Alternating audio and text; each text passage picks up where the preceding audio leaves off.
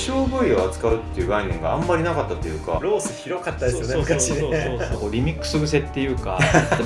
あれってこうしたらもっと良くなるんだよとか、そもそもの発想がクリエイターですよね。今回は焼肉の名店として全国に名を轟かしているよろにくさんに伺っています。よろにくといえばですね、業界ではよろ肉以前よろ肉以降という言葉があるくらい、焼肉という世界でイノベーションをもたらしたと言っても過言ではないお店だと思いますけども、今回はその仕掛け人というかですね、よろ肉のファウンダー、バンさんにお話を伺いたいと思います。よろしくお願いします。今日はよろしくお願いします。もうバンさんとは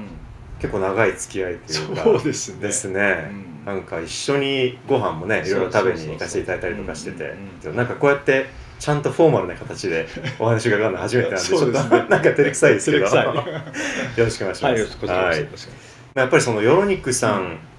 あとバンさんが焼肉界で起こしたイノベーションについて語る上で、やっぱり僕はそのバンさんの今までの経歴というかですね、やってらっしゃったこと、音楽の業界でのお仕事っていうところが僕はかなり影響してるんじゃないかと思いまして、バンさんの最初のキャリアはその音楽業界、DJ ということでよろしいでしょうか。そうなりますね。そうなんですね。それ DJ をやろうというふうに思ったのはいつ頃なんですか。当時ね、20代20歳ぐらいの時で多少僕チャラチャラしてる時期があって、でクラブとか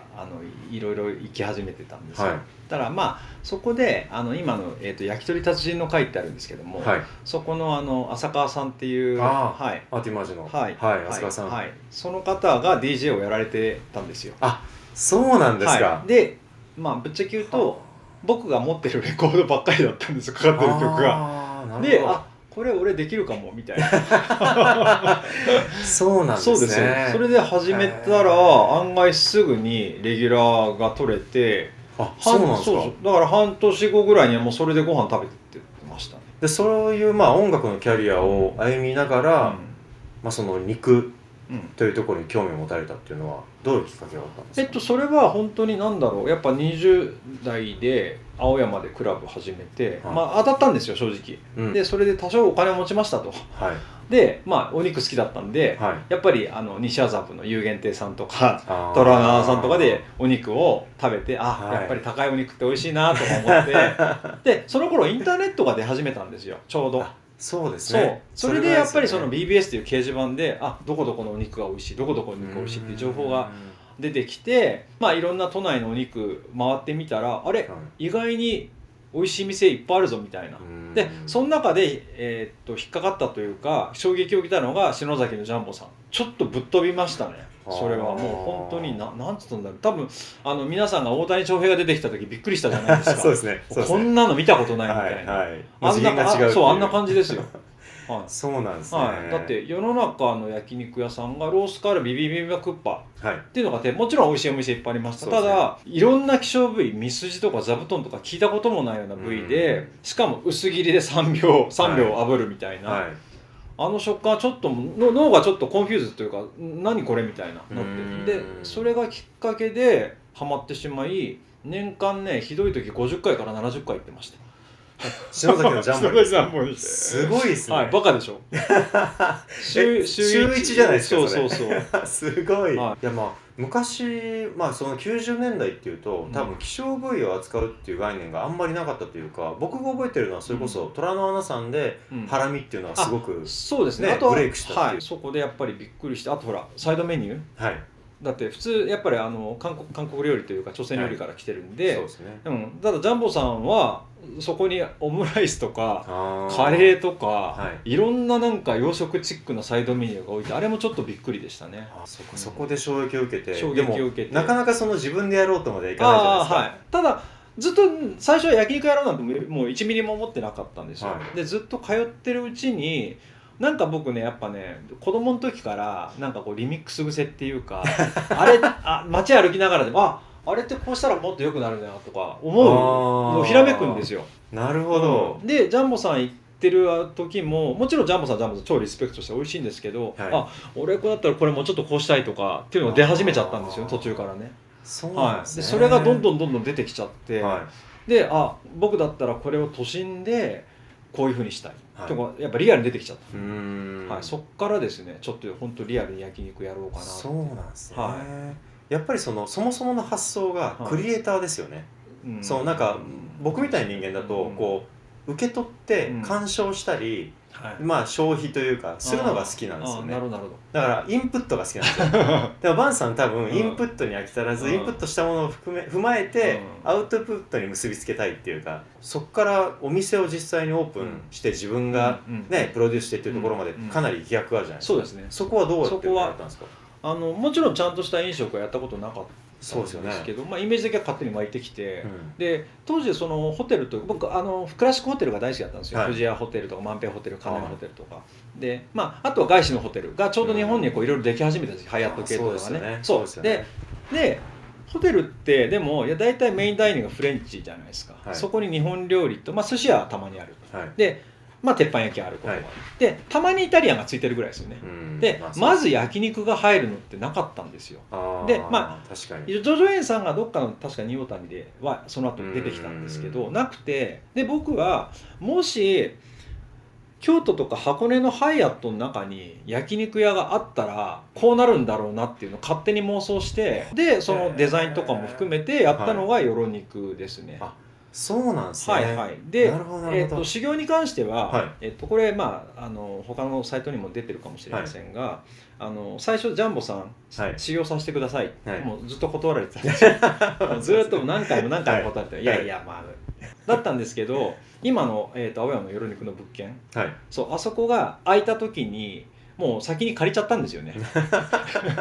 そうなんですね。そう修行の許可が下りる前に、そうもう先に借りちゃって、そこから大将のところに泣きついて、もう借りちゃったんですって言ったらもうしょうがないっていうので教えていただいて。例えば営業時間外に通ってとか。いやだって要は僕はちょっと調理やらなかったんで、そうですよね。はい、僕の後輩を修行に行かせて、何ヶ月かね。僕バンさんの立ち位置はまあプロデューサーですもんね。はい、僕はだからちょっとなんです音楽で言うとそうですね DJ リミキサーの人たちってもちろん自分で全部やる人もいるんですけど、マニピュレーターっていう作業担当の人と、あとはいじらないでやる人っていう組み合わせも結構多いんですよ。だからその形ですよね、結果的には。なるほどね。それでよろ肉のそうです。はい。でたまたまその仕入れに関してはめちゃめちゃラッキーなことに、普通は仕入れって結構いきなり取引できないんですよ、有名店とは。はい。それがクラブやってたことによって、檜山さんっていうですね、もうその東京市場でももういい牛しか扱いません的な。創業多分100年以上なんですけど、そこといきなり直取引でできちゃったっていう。それはクラブやってたこと関係あるんですか？そうお客さんだった。お客さんですか？そんなことあるんですか？そうすごいですね。そういうご縁だったんですね。だからその当時はおそらく焼肉としては使ってないようなレベルの肉ですかね。要はもちろん檜山さんもそうだけど今半さんとか本当のハイエンドの鉄板焼きとかすき焼き屋さんが使うようなお肉を使って焼肉屋ができたんですよ。なるほどなるほど。今ではもっとねすごいハイエンドの牛使ってる焼肉屋さんも出てきましたけど、当時はおそらくほっとなかったと思いますね。しかも焼肉屋さんって大体バラ肉とももを使って商品作ることが多いんですけど、その当時に肥料をバンバン使う店ってそんななかった。そうですよね。もう焼肉屋さんのイメージであんまりヒレっていうのはないし、なんか僕の記憶で例えばなんか第一神宮さんとかその頃言ってましたけど、なんか裏メニューとかね。そうですね。そういう感じでしたよね。サーロインとかリブロースあとヒレっていうところはセットにロースセットっていうんですけど、明らかに他のバラセットお腹ねとかもものセットより高いんですよ。昔は焼肉屋さんはバラセットとももセット安い部位を使って、で背中とかは、鉄板焼き屋さんとかすき焼き屋さんが使ってうまくこう回ってたんですよね。そこはそのジャンボさんはどうだったんですか？ジャンボさんは、その当時から、ミスジとか座布団とか、ランプとか全部小分けにやってましたね、一本。そこは分けずに、小分けにせずに例えば、カルビにしても波と上で、実は部位があるんだけどカルビって呼んじゃうみたいなのがあるじゃないですか。それは一般的だったと思いますよ。そこを分けて呼ぶようになったのっていうのは、やっぱりジャンボさんなんですかね、そういう意味では。知っってる限りだと僕はハッパーハウスさん、ジャンボさんかな、やっぱり東京だとあったかもしれません、で多分肉屋は知ってたと思います、もちろん部位の名前は、そうですよね、肉屋さんはもちろん多いですよね、知ってたと思います。でもお客さんがそのこと言っても分かんないから、まるっと丸めてっていう感じだからその例えばロース1個にしてもロースって焼肉用語と、食肉でいうロースは違うので、食肉でいうロースっていうのはサーロイン、リブロース、ヒレ、で焼肉屋さんでいう、昔の焼肉屋さんでいうロースっていうのは赤いお肉っていう定義じゃないですか。ロース広かったですよね、昔ね。そうだからそういうところで実際は部位の名前あったけど、多分焼肉屋用語としては使わなかったっていうだけだと思いますね。そういう経緯を踏まえてよろ肉というお店が誕生したと、そうですね、いうことで、ちょっとよろ肉の起こしたイノベーションについて続いて伺いたいと思います。ぜひチャンネル登録をよろしくお願いします。